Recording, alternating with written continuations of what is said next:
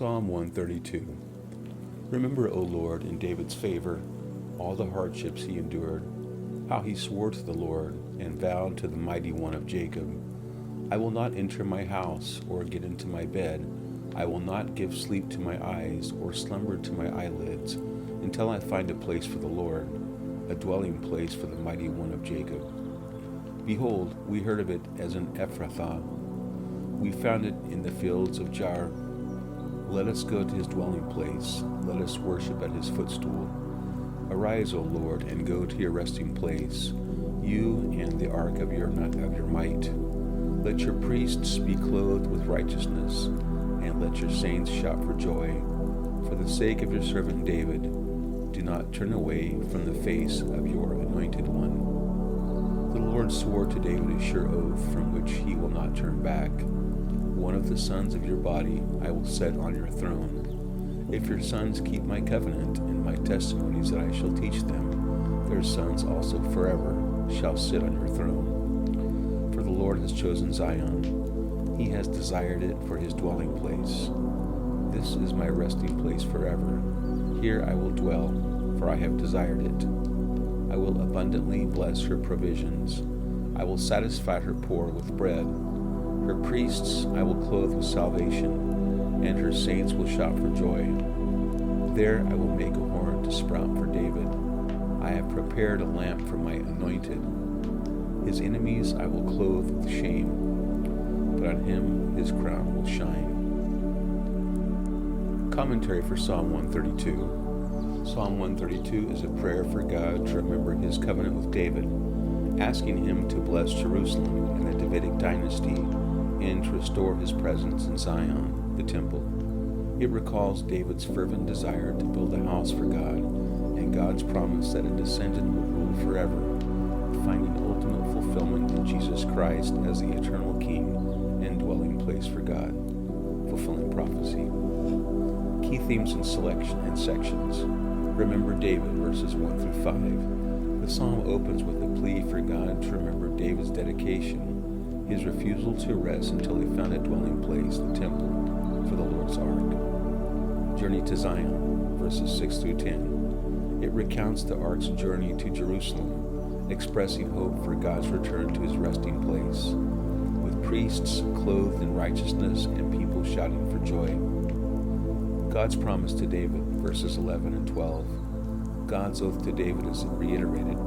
He would place his descendants on the throne and establish an everlasting kingdom. God's choice of Zion, verses 13 through 18. God declares Zion is his chosen dwelling, promising to bless it, provide salvation, and cause the crown of David's line to flourish forever, pointing to the Messiah.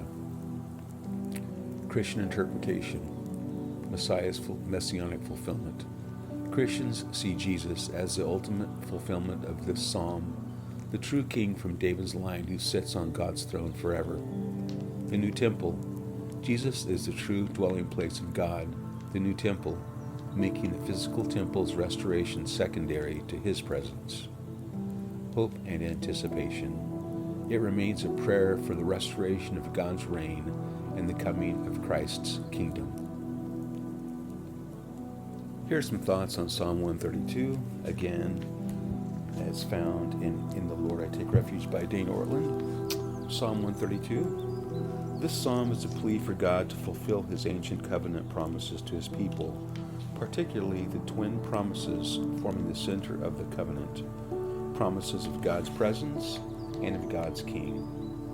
God's presence is captured in the temple language permeating this psalm, and his chosen king is reflected in the words concerning David and his sons.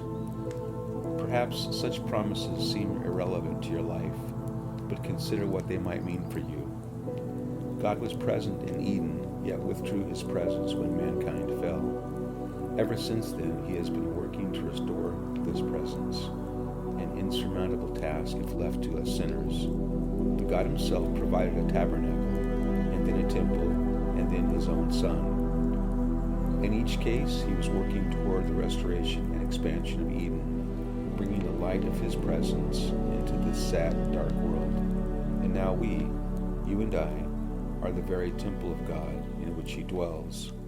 God's presence means you have God. He is with you. He is, by virtue of your union with Christ and the indwelling Spirit in you.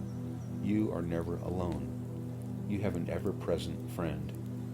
And because God took it upon himself to fulfill the promises of a Davidic king, this abiding presence will never leave us.